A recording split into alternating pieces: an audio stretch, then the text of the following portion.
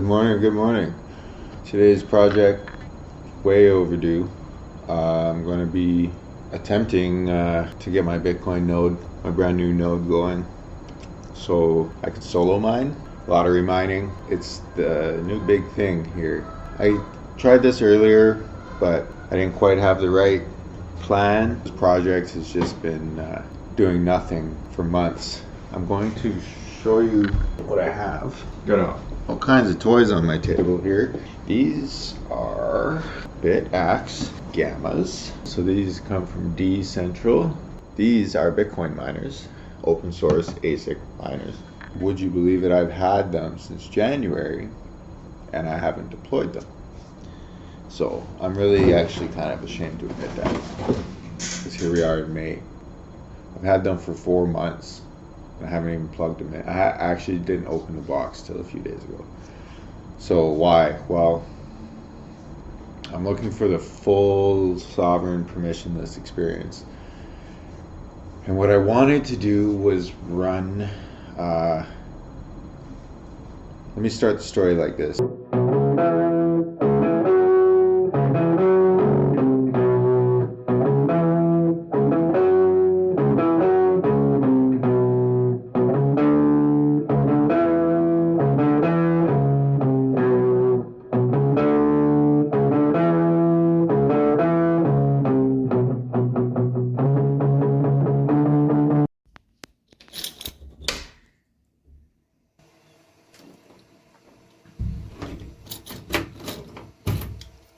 We are in the Satoshi suite. Welcome. Take my time. The year is 2025. Bitcoin has been around for 15 years now. Bitcoin has a really long history of people who have poured their heart and soul into developing software, developing changes to the Bitcoin protocol, educating others, on and on. So, without further ado, I always want to just start by saying that the most important, if you ever strike it rich, if you ever mine a block, you pay the developers whose software you're using for free, whose open source software that they have put their heart and soul into. You pay them even before you pay yourself. With that said, I want to start with some history. So originally, before it was for sale on exchanges, before there was strategic reserves, before I ever heard about Bitcoin, before Bitcoin was a thing, back in the old days when the block reward was 50 Bitcoins and 25 Bitcoins, now it's 3.125 Bitcoins. But we have had a revival now and a revolution. Let me explain. The early days, if you wanted to play Bitcoin, you could buy it from a friend, somebody, but in order to receive it, you needed to join the network. You needed to run a node, Bitcoin Core, manage your wallet, and back up your private keys. And you obtain Bitcoin by mining. Always been a fair and open competition. It wasn't announced in secret, it was announced openly. This has always been fair and honest and open. Satoshi didn't circulate, let's say a chain of emails to his bros saying like, yo, jump on this. Right, what he did was publicly post publicly in a group with his friends, with his cryptography, CryptoPunk friends. Cryptocurrency, crypto wasn't like that. These guys cared, and they had been trying for a really long time to make a decentralized digital currency that satisfied a double spending problem, as well as the what's known as the Byzantine generals problem. So proof of work already existed. This is just a little bit of Bitcoin history. Proof of work, they already had most of the technology, and Satoshi Nakamoto, be him a person, a group of people, or somewhere in the middle, put that white paper out, and he just put all this technology together. What I'm saying is he posted it publicly. It was fair and honest. He mined the first block, and he said, here we go. This is my thing. This is you're all invited. Here's how you do it. Run this core software. Where do we go from there? I mean, it got popular. Home mining got popular. ASICs didn't even exist at the time. People did CPU mining and then later GPU mining and then built mining rigs. So mining rigs became a new thing. It was, and still is, competitive. Extremely competitive. Fair and honest open competition. I say fair because it's permissionless. You don't need anybody's permission or credentials. You don't need any credentials. You don't need to pay a subscription or anything. The software is all free. All open source software. It's not proprietary software. If you catch me using some proprietary software here, please let me know. The ethos of Bitcoin has always been open source, FOSS, free open source software. We're going to be here a long time. Later, the GPU mining rigs didn't work so good. As the network hash rate increased and increased, the mining kind of shifted away from home-based mining of people who were involved in developing the core software and became more business. And that is, I'm going to call that the dark ages of Bitcoin mining, because those are over now. We had the age of enlightenment. We have entered the renaissance of Bitcoin mining. We're back to pleb mining, the way it has always needed to be. Let me explain more. At some point in the history of Bitcoin, the nodes and the miners split their responsibilities significantly. I mean, it used to be a node could mine. That's just the way it was. And then, you know, the software became more sophisticated and the mining became quite centralized, actually. And core software stopped making block templates, meaning the nodes could no longer have the sovereignty and the autonomy to build their own block templates. We needed another layer called Stratum. The Stratum protocol was a way for a centralized server to build block templates from a node, of course, from an archival node, and then serve them to clients. Now, so their clients, of course, being mining farms, industrial mining farms. You've seen them on TV. You know what I'm saying. Big warehouses full of these big ASIC miners. Pleb mining was really out of reach. You couldn't serve your own block templates. You had to just join a pool and do pooled mining. You had to point your miners towards a Stratum server and contribute your hash rate to a pool. It became an investment, and people wanted return, and returns need to be stable. Pooled mining, centralized pooled mining, gained a 97% market share over the network hash rate. There was no pleb mining. Pleb mining, medium class of society, is fellows like me, working, I have a job, working class people with kids and families. Pleb mining is the most important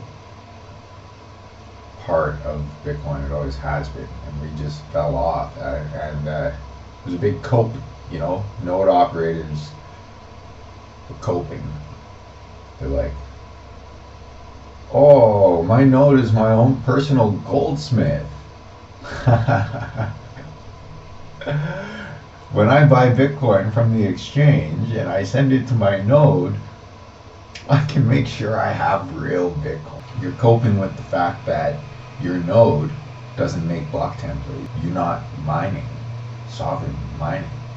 You're coping. You mine. If you're a pleb miner, your hash rate matters to the network because you are working on new blocks, and your new blocks that you're working on are following consensus rules, and they have a block header that references the previous block that was accepted by the network, your hash rate matters. If you're running a mining node, now you appear on the network.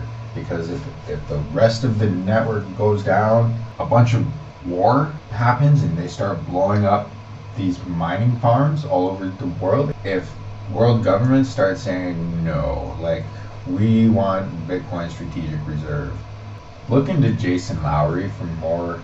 He has published some stuff about hash wars. Anything happens to the network hash rate, up or down, it doesn't matter because I'm hashing. So theoretically, I can spend my Bitcoin, even in a situation where the centralized mining farms are all blown up and then the government censors your transactions and tries to control the network. It's still, I have a chance of doing it in a fair, permissionless, sovereign way.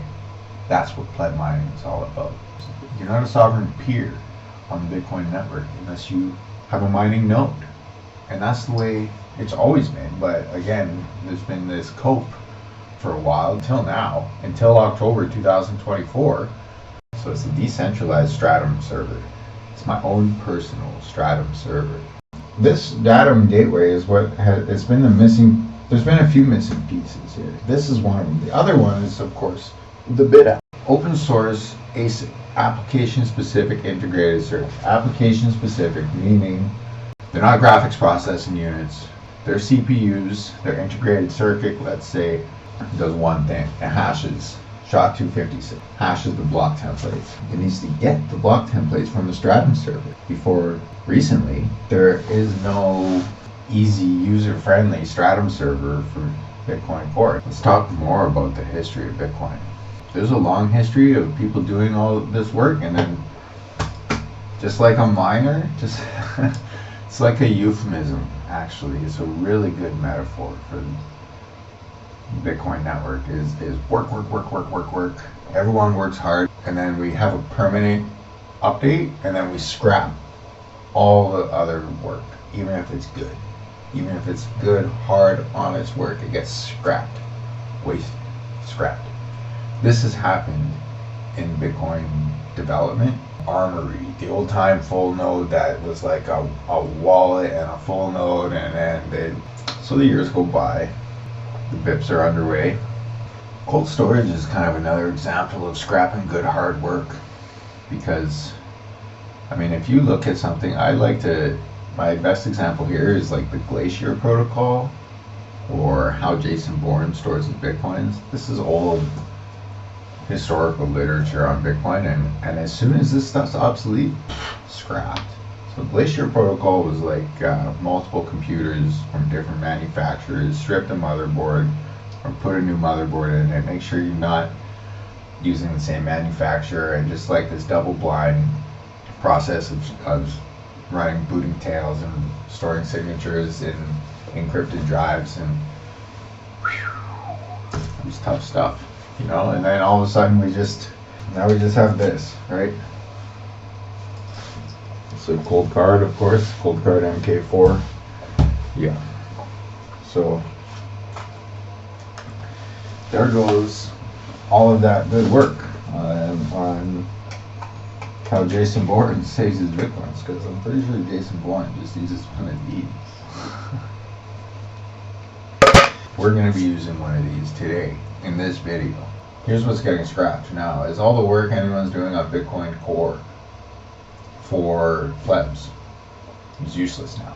And I'm talking like, my favorite example right now is 402 payment required.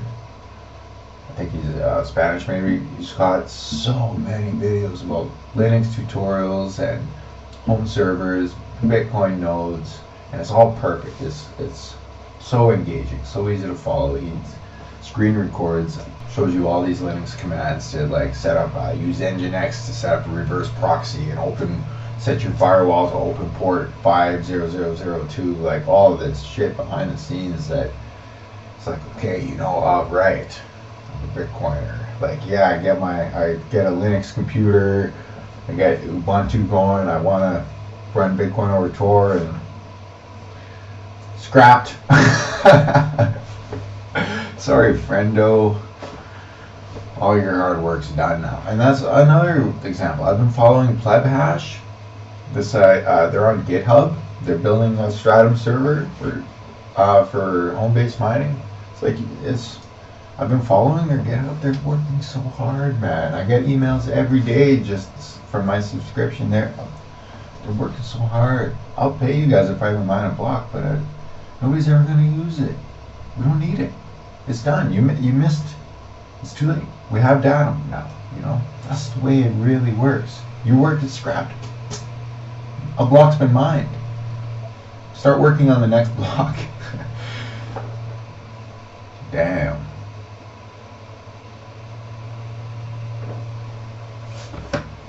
RIP Pleb Hash. RIP Stratum V2. RIP Bitcoin Core. 2025 now. Here we are. It's June 1st or so, and we now have pleb mining fully decentralized, autonomous, sovereign, individual mining node, getting your own private block templates from your own archival node, building those block templates, interfacing through a Stratum server, a decentralized Stratum gateway that is privately hosted on your home server. Miners are clients to your home server, and your miners are hashing your own block based on your own policy, no less. There's a war right now in the Bitcoin Development Society. I'm representing NOTs. We all need to be representing NOTs now. The influencers have staked their line in the sand. That I follow Matthew Crater very closely. He has pointed me towards Satoshi 21. I follow Bitcoin Sessions, and they're all on the NOTs squad. I'm representing the NOTs squad. What's the deal with NOTs? Well, just check out Matt Crater. He's right about almost everything he says. Shitcoiners, when their projects don't go their way and they want to move back to Bitcoin, they want to bring their shitcoin shit to Bitcoin.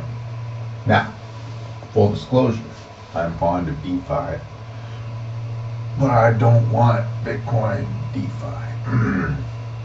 There's no need for NFTs on Bitcoin. There's some use for storing some data, and thankfully the entire thing is based around SHA-256 hashing.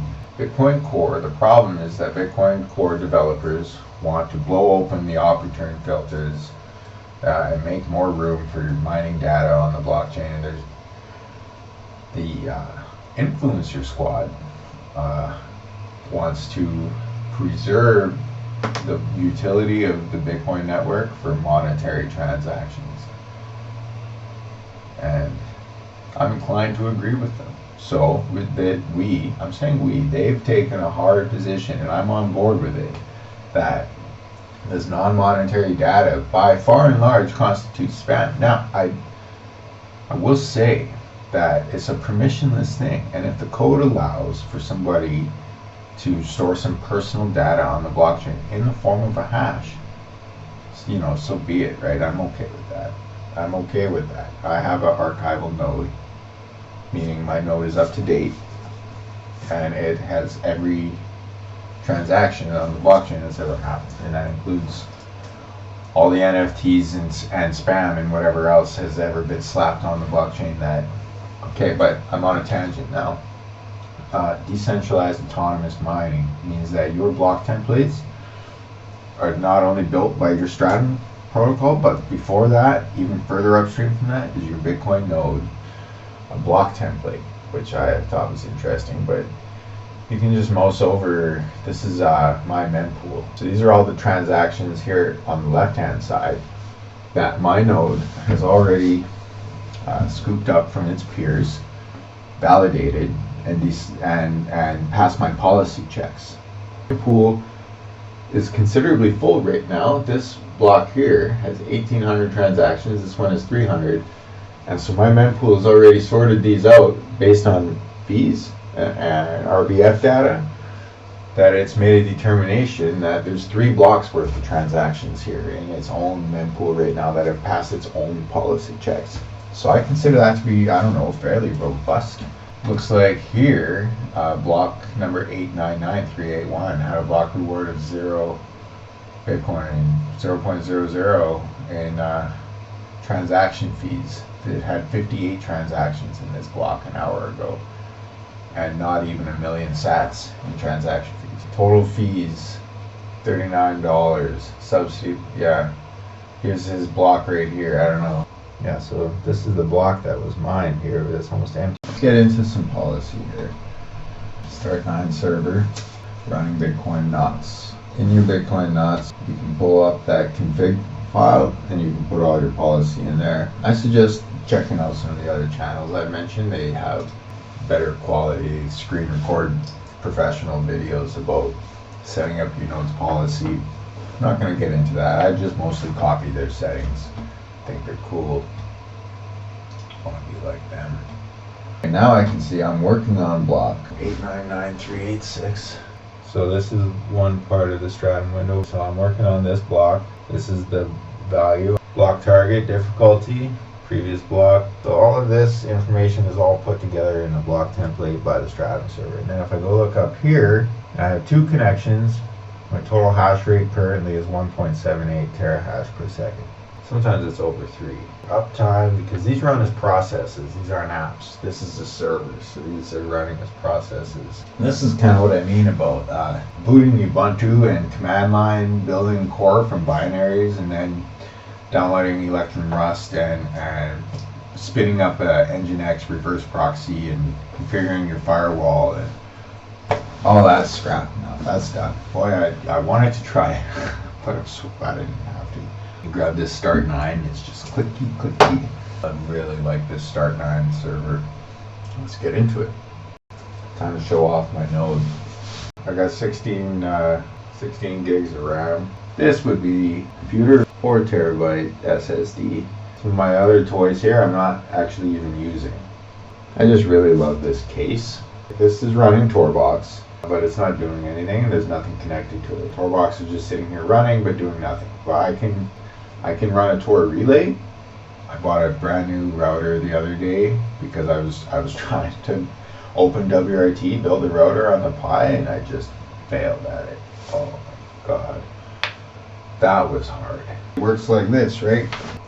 My bit-axes are currently plugged in up here in their own power supply, which has room for about 2 more. So I can add 2 more bit-axes here, and I think I have room for 2 more bit-axes on here. Yeah. What a lovely little present my friend bought me. Let's see what I've got here. Bitcoin nuts. Running.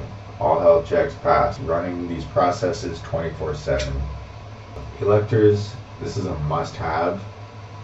It's a fast index of the blockchain, and you need it to serve your wallets remotely. So your wallets can point at your node, like your cell phone wallet and stuff. It's a must-have. Core Lightning and LND are like the same thing, but Core Lightning has a UI and a wallet, and I just grabbed both just because. Sparrow, I haven't done anything with yet except connected to the private Electrum server. And mempool, of course. It's your own private block explorer. And mempool gets its information from electors also. So, and it's got its own index of all the blocks as well. So this is all kind of real time, kept up to date. Again, it's a service. I'm mining to my local area network here. Local area network. First of all, because you configure Bitcoin and electors and everything, you configure all of your stuff to run over Tor. The Torbox is still useless. The point of this was that it puts out a Wi-Fi signal. And I didn't want to be mining on my home network. But the miners need to be on the same local network as the Bitcoin node. No exceptions. So it's not like the node is making an onion address that I can mine to. That's what I was hoping for. Or if it is, I don't have the skill. I tried pointing the miners at an onion address for the server. It was getting no dice.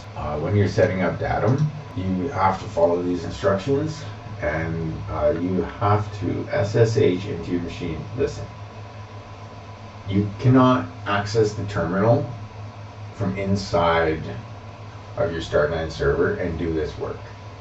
That they even tell you, support tells you, no, you can't. Even if there's some control F2 whatever to open terminal, you need the login ID, you need the credentials, and they're not going to give them to you because they don't want you to do it that way.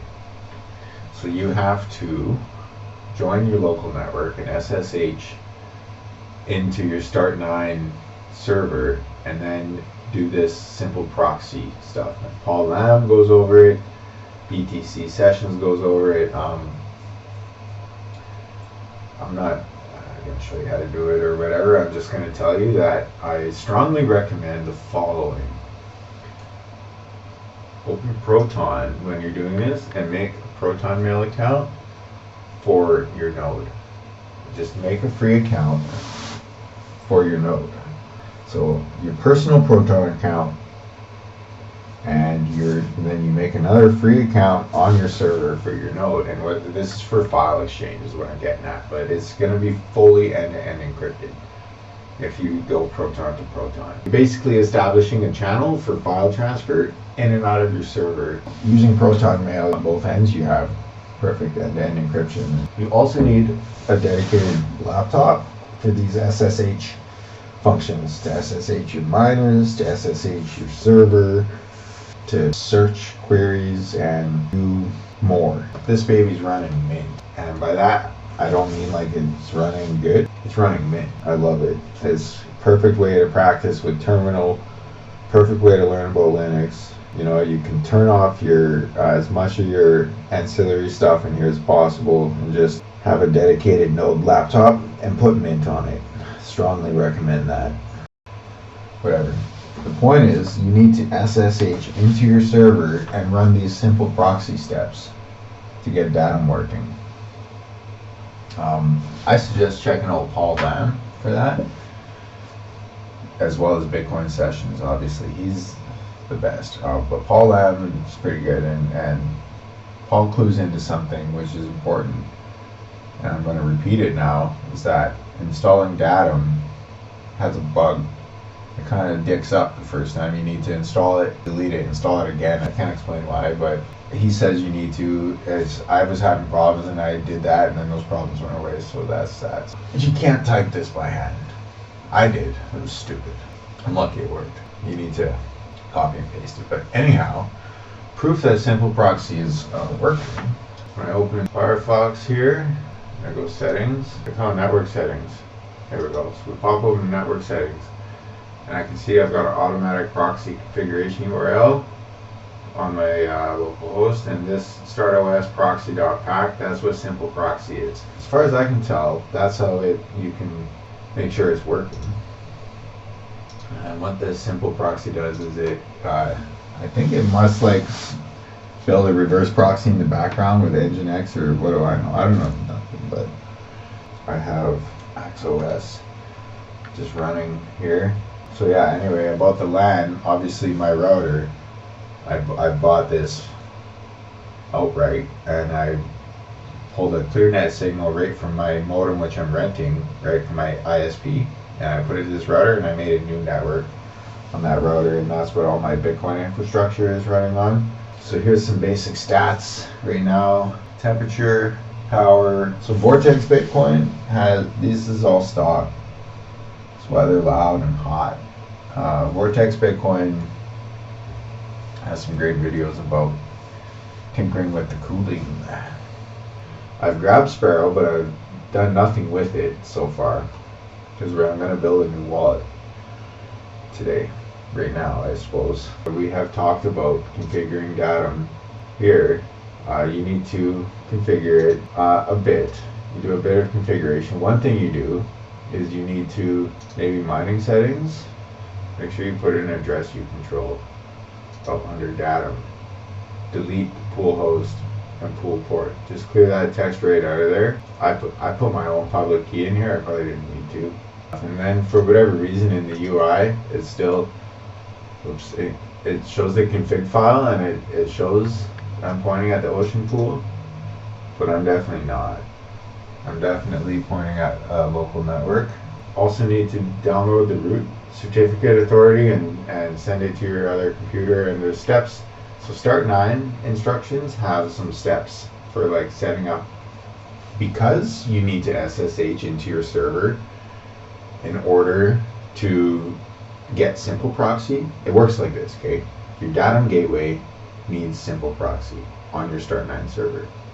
Your Start9 server, in order to get simple proxy, you need to SSH into it from another machine on the same local area network. In order to SSH into the Start9 server, you need to exchange root certificate authorities and SSH public key pair.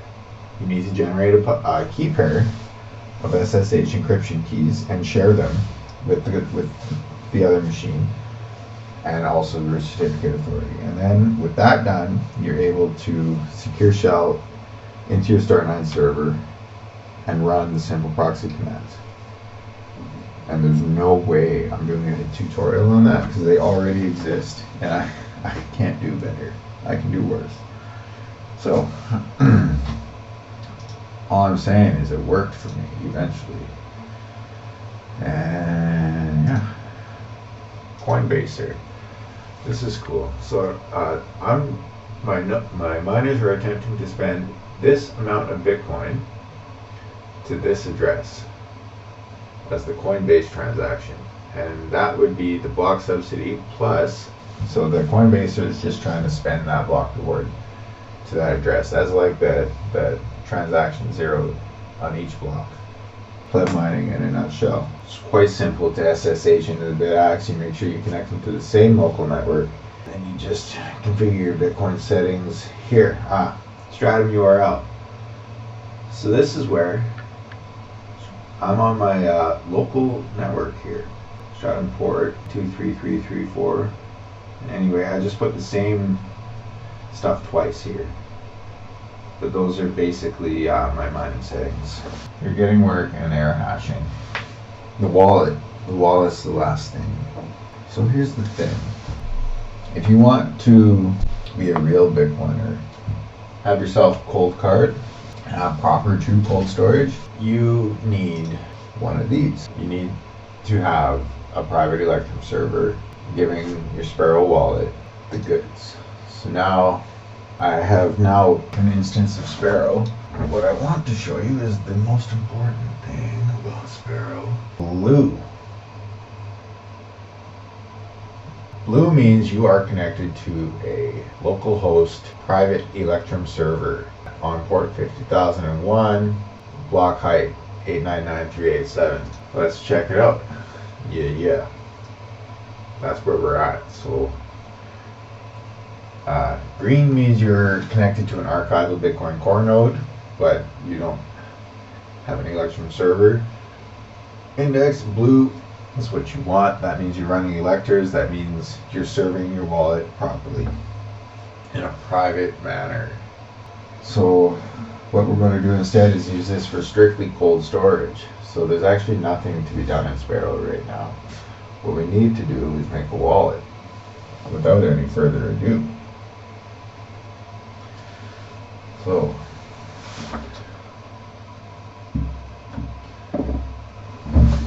how do you make a Bitcoin wallet in the most bestest way to go with your node?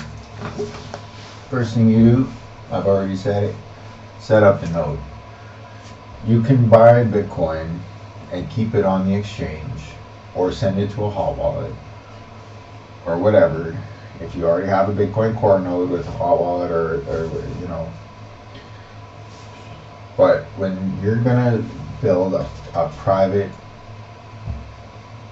autonomous suite such as this, your main focus is your miners mining to a wallet whose public key is private, whose addresses are private, whose XPub is private. It's all on a private self-hosted Electrum server. If you mine a block and you need to spend it, then you'd be signing your transaction on Cold Card MK4, and of course, as with all wallets, a steel backup. You don't want to just keep your seed phrase on here only. If you lose or break this thing or whatever, steel backup is the industry standard. It's a must-have. To make one of these, you need the following stuff: Cold Card, Cold Power, a block mint washer grid. I've got 3 of them. They're like $5. Some casino dice. I've already given some discussion about casino dice in my other video called Modern Bitcoin Best Practices. But these babies are perfectly weighted, right? Check it out. This is a high precision tool meant to generate proper randomness. It's not a drilled out Yahtzee toy with a predictable distribution. This is the distribution of this is going to be across the board. 16.6% of every outcome is going to be uniform distribution statistically from a casino dice such as this. The dice is going to generate true randomness. If you want more discussion about the technical side of building a wallet, check my other video out. It gives a new meaning to the phrase a $5 wrench attack, because that's how you're going to crack into one of these, with a wrench or two, which I don't have. Oops. Cold Card Power. Cold Card. Cold Power.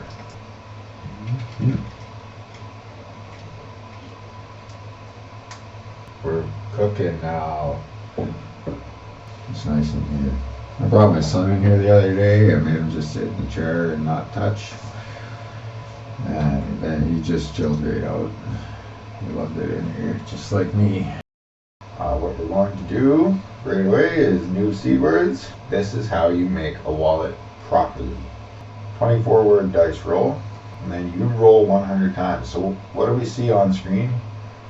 That is the empty string.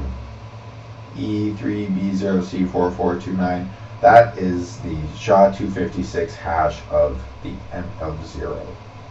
Because as I've explained, there's checksum data at the end of your entropy in order to pad it out to 264 bits long. So the entropy raw data pulls some padding from the checksum, which is a hash of the entire string. So it stands to reason, since I haven't started yet, the hash on the screen is the 0 hash. Anyway, that's what we're looking at here. And you can see I've done 0 rolls, so it keeps a running count. So the name of the game, when you're actually rolling, no phones, no cameras, no devices, just I'm going to shut the phone off, I'm going to shut the computer off, recording, shut down, put them on the ground, I'm going to do this job silently and convey no information to any microphones or cameras about what I'm rolling. You let the wallet make the seed words for you. The first thing it's going to do is ask you to back them up. So literally what you're doing is you're making the seed words. You can just kill that instance and then you have a wallet now. It's made. You don't need to back it up, but the cold card won't just let you make a wallet and then save it for you. It forces you to restore the wallet. So that way you prove to the cold card, you verify the wallet has been restored. It's not, there's no new wallet on your cold card. You need to restore it. So if the cold card makes the words for you, it'll be like, are you sure you wrote these down? And you're going to say, yes, yes, yes, I'm sure. And then if you didn't, it's not going to keep the wallet for you. It's going to, you need to restore the wallet.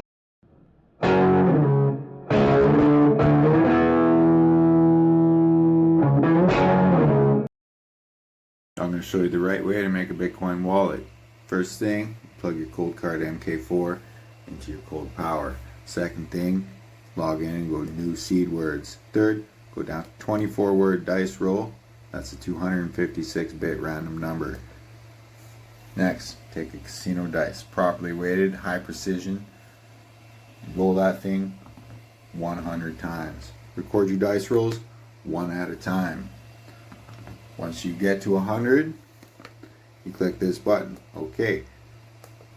Next, you write down those words, pencil on paper. Get to the end, write down all 24 words. Next, restore the wallet into your cold card. Next, take a washer, take your block mitt washer jig, take your 3mm punch set, and stamp 24 words into 24 washers. Put them on a bolt, clamp it down so it looks like this with a blank on each end. Take your paper, burn it. Save those words on your cold card. We are done.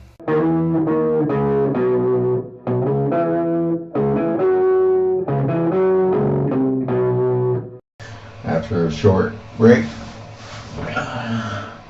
so let's see here. Restore the wallet onto the cold card. Save the words in order. I forgot to, it's important you save them in order. And then the other thing is if your wallet is unlucky, I don't know. Do you feel like when you roll the dice and you pull that random number out of the universe, the one and only time it's going to ever be created, that you're divining cosmic secrets? And so you let the words tell you a story about your future or your past or what's the fate associated with that wallet. And so, you know, if you have to try again because the numbers didn't give you an auspicious wallet, so be it. I feel like I have a very auspicious wallet. I feel that it directly told me that I'm going to mine Bitcoin and score a block. So that's what the dice gave me, and this random number that's only ever going to be created once in the entire history of the universe. That's the story that it told me. So I won't tell you the story that it told me, but it told me I'm going to mine Bitcoin. So anyway, I've got the wallet on the cold card. What needs to be done now? Yeah, I need to do the washers. So I have to stamp one word at a time into these washers and arrange them on the bolt. So that's kind of a pain in the ass. You just try to make it fun. That's all I can say about that. It's just goddamn hot in here now. Here we go. In the Bitcoin mining room. Whew, it is hot in there. It must be those miners. So I have a brand new jig. Sometimes I've noticed that with the new ones, the letters, you gotta punch the letters through on these brand new jigs. Don't panic, just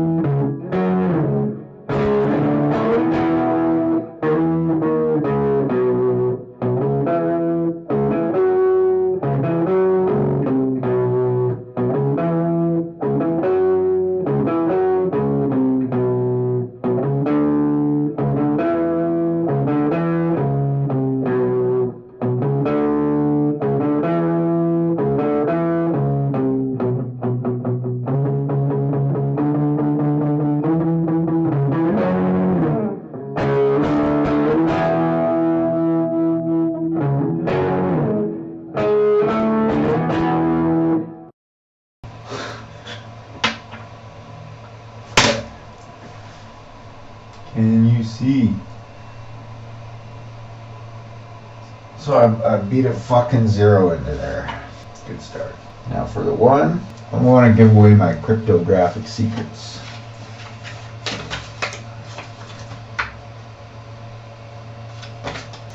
Alright. Don't give away a single secret. Not one. If you even give away one secret, you're losing That's bits of information minimum. Bytes.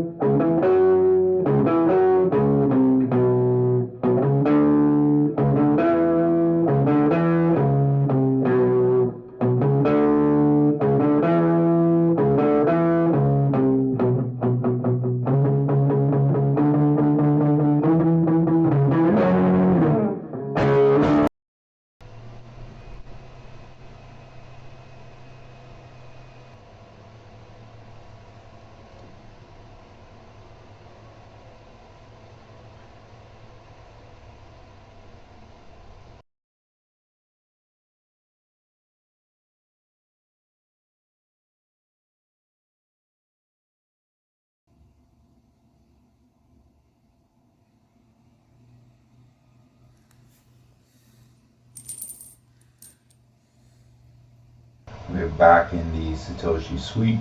This is it. You know, I put the wallet name on here, HAL 9000 node. That's the name of my mining operation in memory of Hal Finney, as well as obviously in tribute to Space Odyssey. Basically, I was down on my hands and knees banging off these washers. Don't do this without an anvil.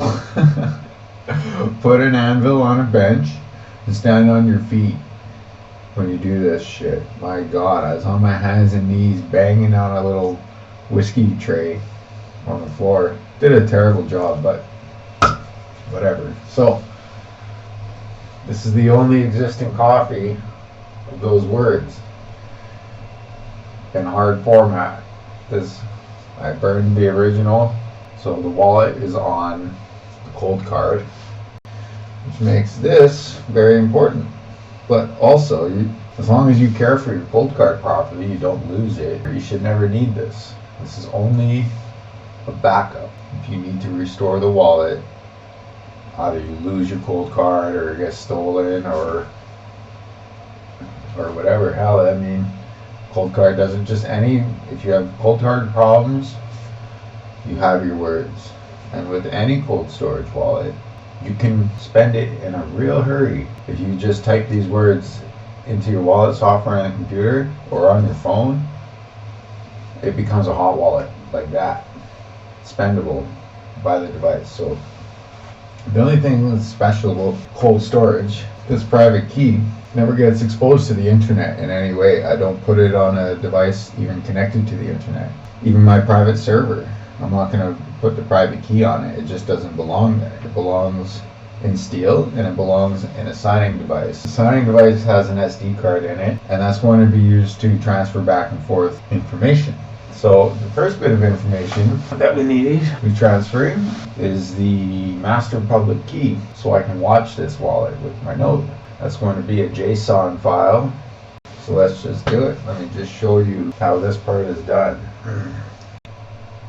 I go to Advanced Tools, Export Wallet, and we're just going to ask for a generic JSON in terms of privacy, but should not compromise your funds directly, meaning that it's my public key.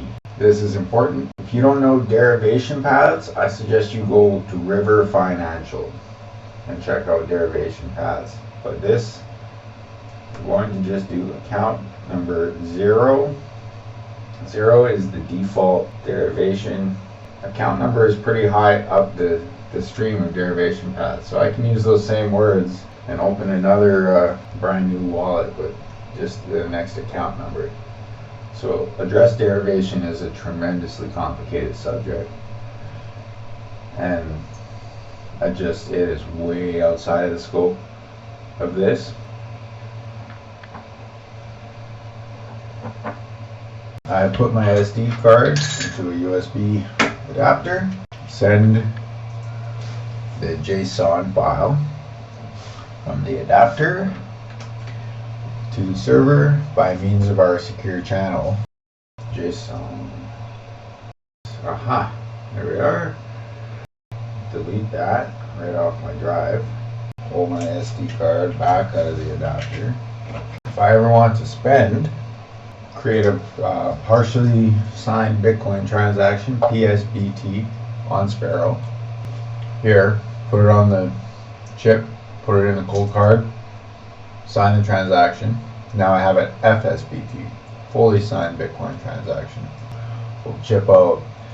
Now the server, the node, can broadcast the transaction while they can validate the transaction, policy and consensus rules. And then it'll broadcast it to the network. And that way the private key is never needed. If it has this XPub, then it's able to create a partially signed transaction. Sign the transaction on the cold card, send it back to the node, to the server, broadcast it through the wallet. Your node will validate it, your node will propagate it to its peers, and that's how you sign a transaction with a cold card and put it on the Bitcoin network.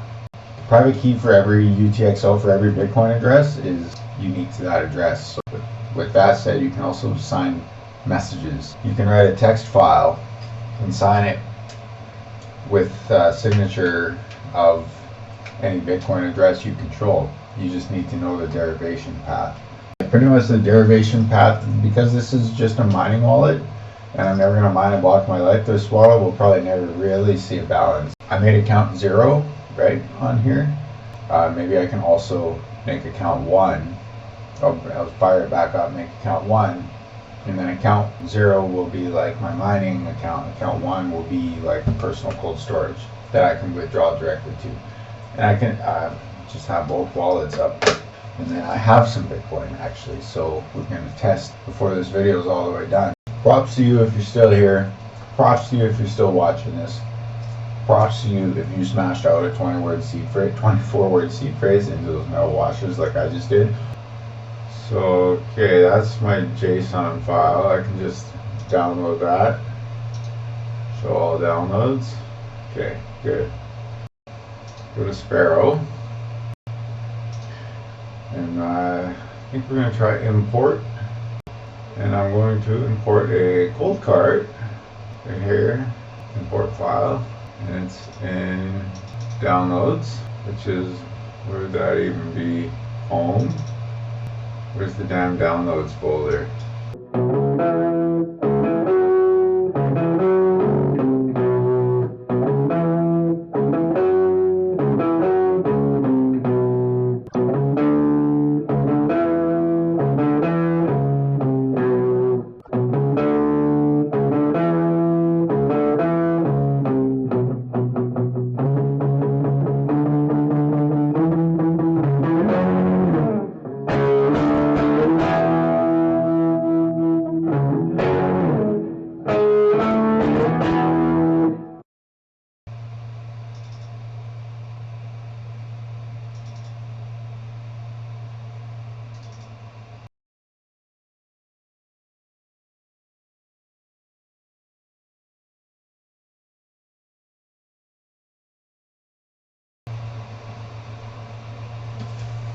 Start 9 server.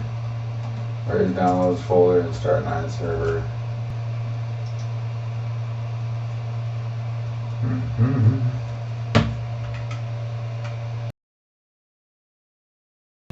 Computer, home, kiosk, downloads. I fucking found it.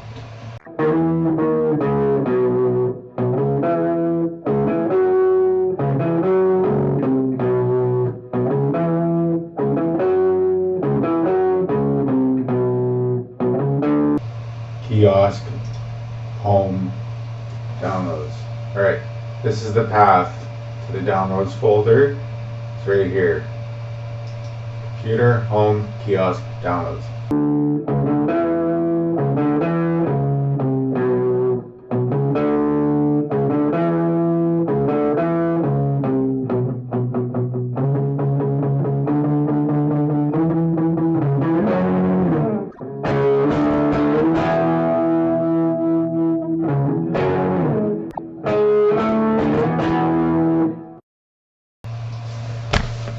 Okay, so that's not working. It's just not working.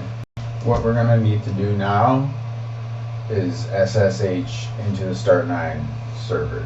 And I'm gonna type the local area network. Because Start9 on the server kiosk does not give you terminal access, it's you have to create a secure shell to get into your Start9 server. Successfully entered my Start9 server by secure shell. Now I'm going to launch the Sparrow.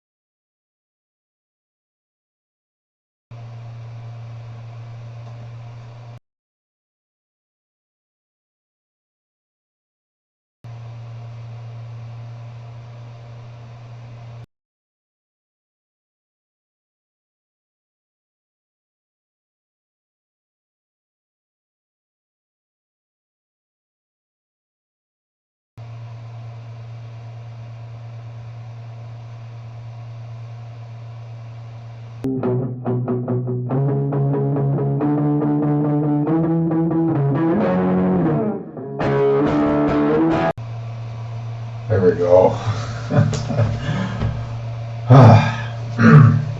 Okay, we are rocking. I had to restart the Sparrow service. Now, here we are. I have SSH'd into my Start9 server, restarted the Sparrow service. Now I have the Sparrow graphical user interface on my screen.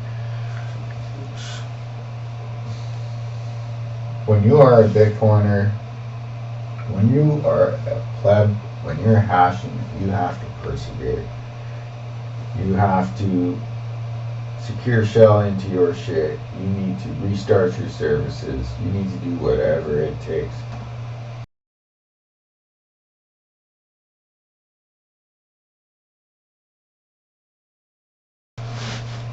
what we've done here is secure shell into the Start9 server. In the inside of the shell instance here, I've opened the Sparrow user interface, import wallet, open cold card file. Now on the thumb drive, I have the JSON file here, and what I'm hoping to do is drag this, drop it over here. And yeah, okay, so it's parsed it all.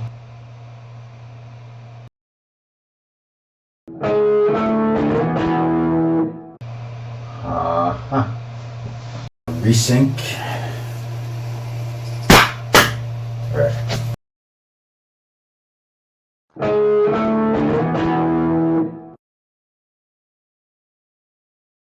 Logging your Start9 service web UI on the Files app in the top menu.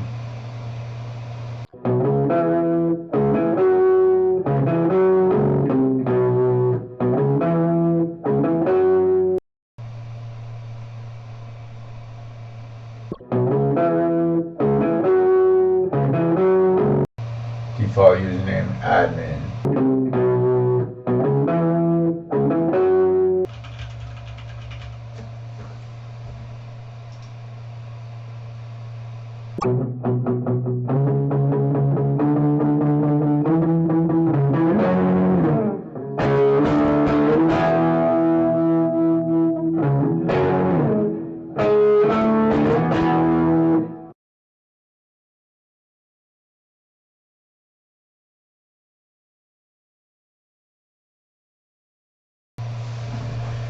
Okay, and so a list of all of my public keys, along with their fingerprints, along with their blockchain data, account data, and I hate to say it, I don't know a better way to do this. I am going to manually type these public keys and their fingerprints into Sparrow.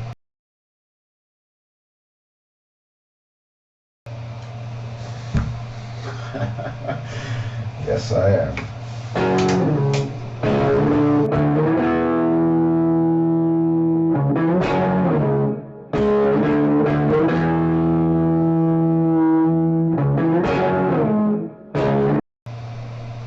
This actually tells you how to connect a cold card. So,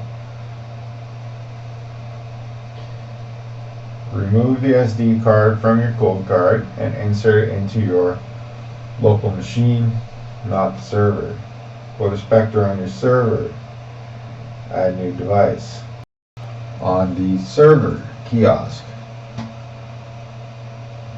I'm going to grab another service from the marketplace called Spectre, which must be in the community registry. Okay, now Spectre needs configuration. Type electors. So we changed the type to electors. So that's one thing we're doing with Spectre. Now start the service. Wait for the health checks. Okay, so I'm just set everything to Tor.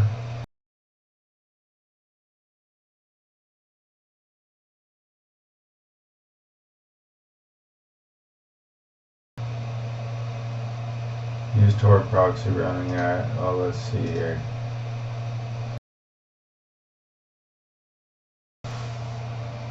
But I have no idea what I'm doing. Yo! Finally. Fuck. Found this shit. That's it right there. So it looks like I was able to do this by Spectre without, just by downloading the original email actually. It was in my downloads folder, which I couldn't, here's the story. Sparrow Wallet couldn't access that downloads folder. So like, the first thing I did was email it, and then I like couldn't find the downloads folder with Sparrow, and I went through all the libraries and went on this whole roundabout way, and then circled all the way back to Spectre as a service, was able to find the downloads folder right away. And they want me to try this. So let's just try this.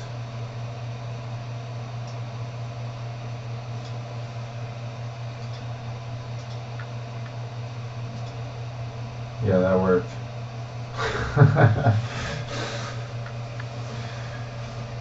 So when I got to Work Inspector here, I went Tor, force over Tor, Tor proxy settings running at HTTPS, your local network, port 9050, so /9050. That worked. So yeah, anyway, not that that has anything to do with what I'm doing, but whatever services are able to run over Tor, they are running over Tor. So what we have detected here is my cold card, and it has imported 5 public keys according to the following derivation. So that would be account number, and these would be the derivation paths that I've imported the keys for. What we're going to need to do, but I want to use Sparrow Wallet. I want to create the transactions in Sparrow. So we need to figure out which derivations I really need in my key store. So which derivation? So 44 indicates the purpose layer, which is a hardened derivation. H and apostrophe here must mean that they're hardened. In bit 44, purpose 44 is used for generating paid to public key hash addresses. So M44 derivation. So I have learnmeabitcoin.com, and we are looking at derivation paths. I didn't think I was going to be teaching it in this video, but learning what I teach another, I am master. But the thing is that, as you can see, I have I was able in Inspector to pull up 5 different public keys, and I need to figure out which ones are relevant. So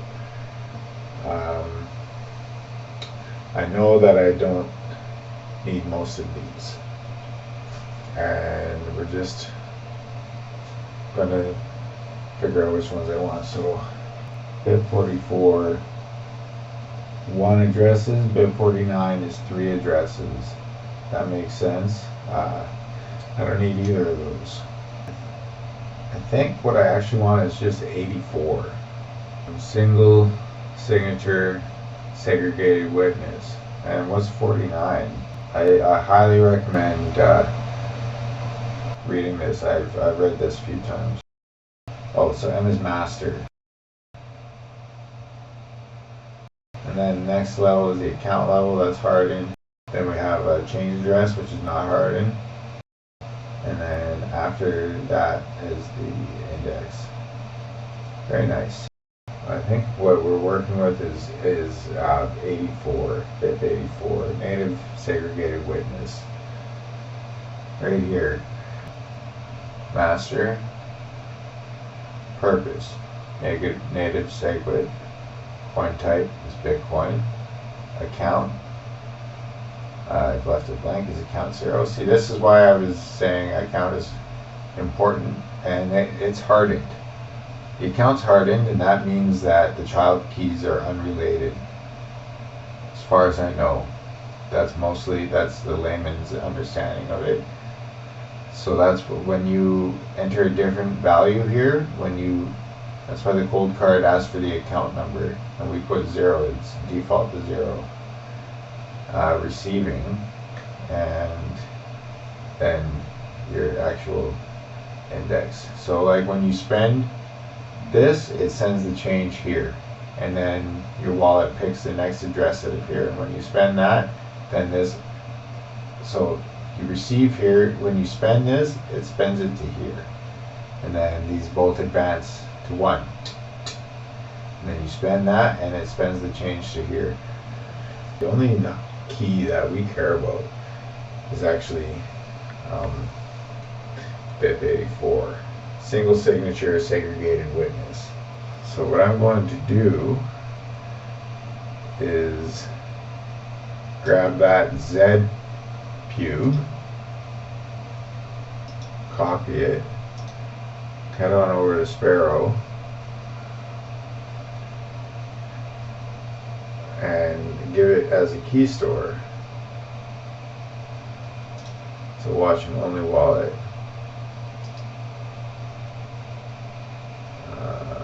Paste. Oh yeah, won't let me paste.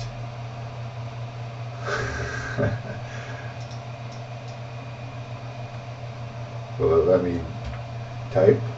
What I'm going to do then, we're going to get back into our secure shell. Who knew this part was going to be the hardest part? Okay. Label key store 1. Label as P2W EKH. Native SegWit.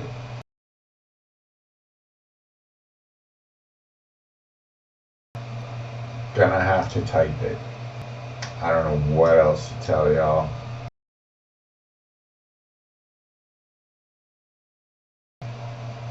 Derivation M/84 hard/0 hard/0 hard. Ask for an Xpub, but what it means is a Zpub. Stupid, I don't know how else to do it.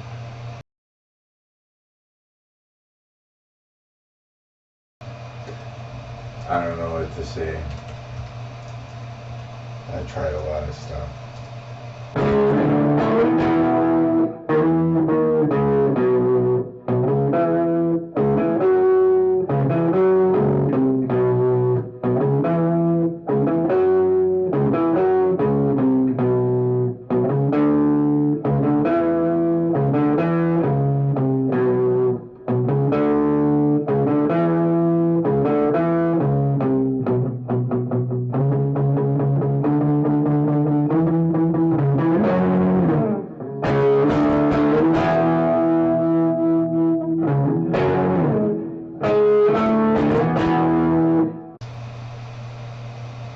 Add a password for the wallet.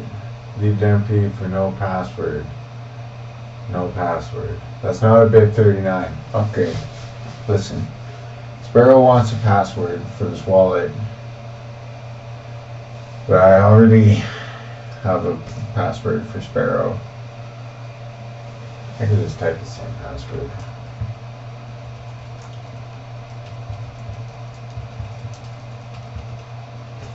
Why not? I'll tell you why not. So I don't fucking need it. And I have added my public key. I typed it in by hand. I typed in the wallet fingerprint by hand. I typed in the derivation by hand. So I'm watching that wallet. Now, it has nothing obviously. Here's some addresses. I want to verify. So the top address is index 00, and then the change address is index 10.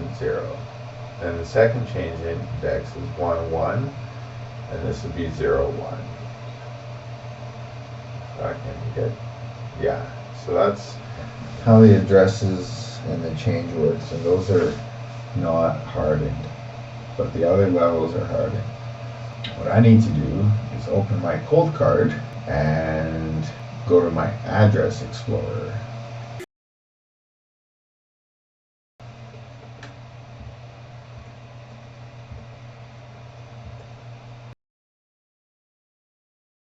If I want to make sure that I have the same wallet on the computer as I have on the cold card, address explorer. So what this thing says to do, choose the address that your desktop or mobile wallet has shown you as the first receive address. I probably don't need to check more than one. That's a legacy address. That's a legacy multisig. This just happens to be the one. So that's the derivation right there on the cold card. M84 hard. So that's segregated witness. 0 hard, coin is Bitcoin. Another 0 is the account level. And then the index there, 0, 0, meaning that 0 change followed by 0, whatever. So that's the same derivation path as this top receiving address. And if I go to receive, that would be the same address here. So I can see this one ends in QEMN6. And if I go receive, I have QEMN6. So this is the address I'm going to be mining to. And when you see me mine a block to this address, you know I own it. Anyway, this video needs a real Bitcoin transaction. I'm going to do this process again. This time with account number 1. Generic JSON. Full card exported 3. And yeah, so we'll load that up and say, oh, just getting hot in here again. It's hot in here. I need to probably get some fans. So the JSON file is written. Now, just going to do the same old stuff here.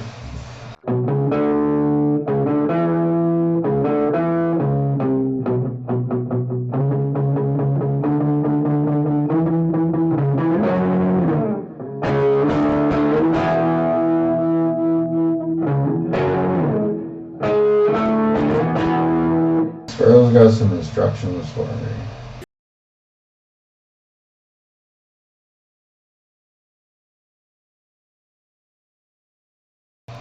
Cold card. There it is.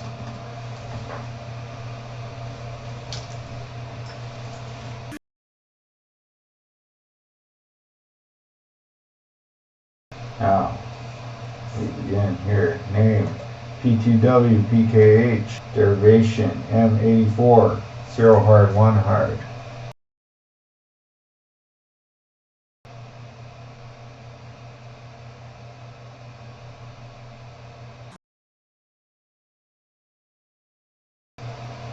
Now give me a ZPub.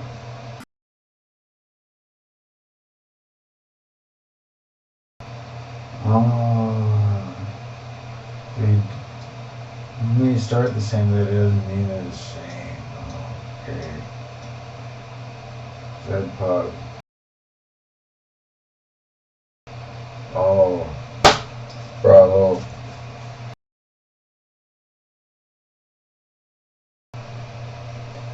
Alright, so just so you can see what I'm doing. Oops, BIP84, which is what we're interested in. BIP84 is all I'm interested in. So this is the JSON file. And here you can see it has the account derivation of 1 in BIP84, and then it gives me XPub for that. But I think what I'm going to do is actually take the it also gives me the first address and the wallet fingerprint, but I'm going to take the ZPub as I did before.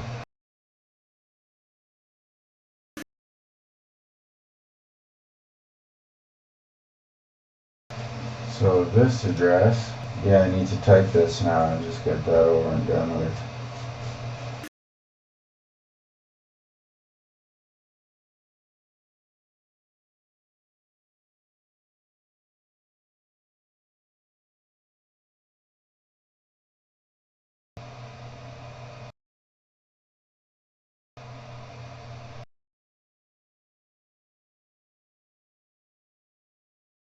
And yeah, now addresses. Do I have the same receiving addresses as Spectre? Let's check. Reload. Let's delete all of these. There we go. Good. Single sig segregated witness, purpose number 0.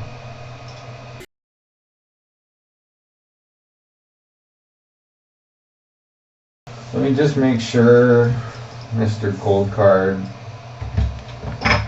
concurs with the address derivations.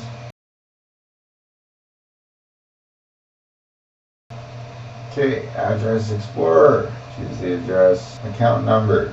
Let me explain. As before, what I'm doing here is I'm cycling through my derivations now for account 1, which is what I've designated as personal cold storage, and I'm confirming that those addresses all match the addresses in Sparrow and Inspector for that matter. The fact is that they do match. We're done with the cold card.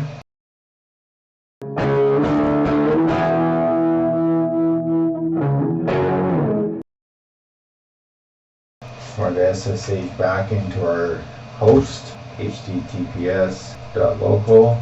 Now back into my Start OS. Now I'm going to open my Spectre wallet, launch the user interface, and go to the node wallet and grab address number 0, copy that address. Now I'm going to go to AxOS, each of my 2 devices, those are also SSH, and we're going to mine to that new address. Settings, save, restart. My other worker, 144, set. So what I've done here is I have an instance of AxOS, which is my VidX miners, and I have now taken the public address, which is in my node wallet here, derivation number 0. This is the one I pointed out before. This derivation path is 00, account 0, ending in BQEMN6. So I have added that to both of my VidXs. Save, restart, reload that, reload that. Now I'm going to just look. Yes, sir. Let's open my Stratum. Oh, actually I need to reconfigure my Datum gateway. Go back to our services here. Open Spectre, go back to Datum. We're going to open the wallet for the node. Pull that same address again. Now go to Datum config. We are going to mine to the new address. There we go. Save. Datum gateway is restarting. Health checks passed. Launch the user interface. Alright, good. BQEMN6. Is that the same? Certainly looks like it. Now, the next thing I'm going to do is withdraw some Bitcoin.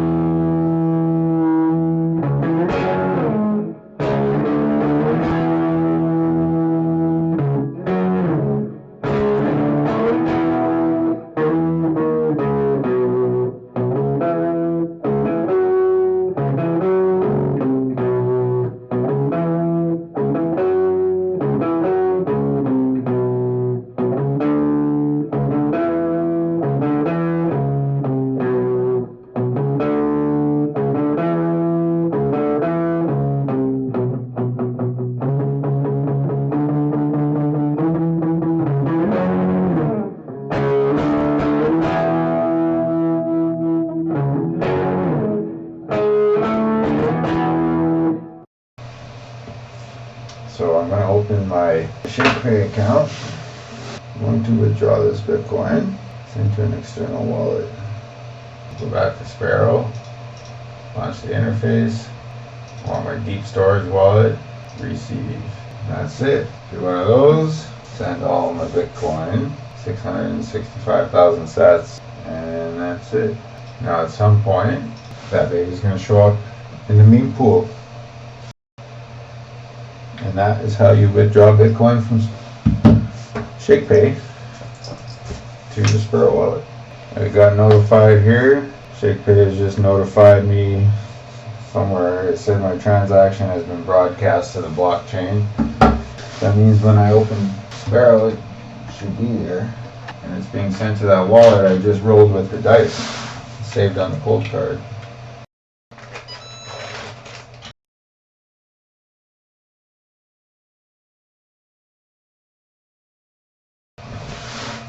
Alright. Time for a brief recap of everything that we've done here today. We've talked about the history of Bitcoin. We've talked about the history of cold storage, the history of nodes, running nodes, the history of Bitcoin mining, the history of pleb mining, mining pools. We've talked about Bitcoin knots, the development wars. We talked about StartOS, running a Start9 server. That's about the most sweetest Bitcoin node you can get right now. Showed you all my infrastructure. We talked about decentralized autonomous mining. We talked about the datum mining protocol. I showed you how my datum server works. Then we talked about my BitX miners, and I showed you how those are working, and they're pulling block templates from the local host, from the local area network. What else? Next we rolled a wallet. We rolled it with dice, 256-bit random number. We saved that wallet in the cold card, and we stamped seed phrase into steel. An example, we're properly backed up Bitcoin wallet. Next, on the cold card, we made a generic JSON file for account derivation 0. We took that JSON file, loaded it into Spectre, and then in order to get it into Sparrow, I had to manually type the public key into Sparrow because I couldn't figure out how to copy and paste. We verified that all the receive addresses and their derivations are correct for the first 5 or 10 addresses or so. Next, we made account level 1. I designated that for my personal cold storage. We went through the same steps. I made a generic JSON file for account level 1, loaded the public key onto the server. So now those wallets are watching account 0 and account 1. I took account 0, doxed the public information, including especially the first address, and I obviously pointed the first address that I rolled with those dice today from account 0, and that's what my miners are now mining to. And then account 1, I pulled the first address and I withdrew 600,000 sats that's been sitting in the exchange waiting for me to make a new cold storage address. Then when that was all done, I rebooted the entire system, and now it is just warming up. I'm going to verify the withdrawal has been received by the node. It's your own personal goal setting. That's okay. Sparrow's running, so I'm going to launch the Sparrow interface.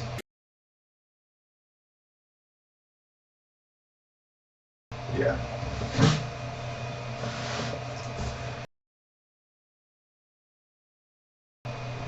There it is. So it's here, and actually it appears it's already 2 blocks have been mined. My recommendation is probably should put Sparrow on the client machine and do the wallet work on the client machine. Now I have the node server watching the wallets, and that's it, but it's annoying to work with a little bit. Secure shell and copy and pasting and losing files and losing the downloads, and it's annoying. So what I've learned today after giving this some thought is that it's probably best to put the wallet software on a client machine on the same local network. The next place to take that for this is to do all of this remotely over Tor. So when I'm on shift in another part of the country, I can bring a laptop and I can secure shell into my server remotely over the Tor network. that's the next place to take this. The server and also the BitAxe miners, so I can watch everything from my laptop. Thank you very much for joining me today. No ideas.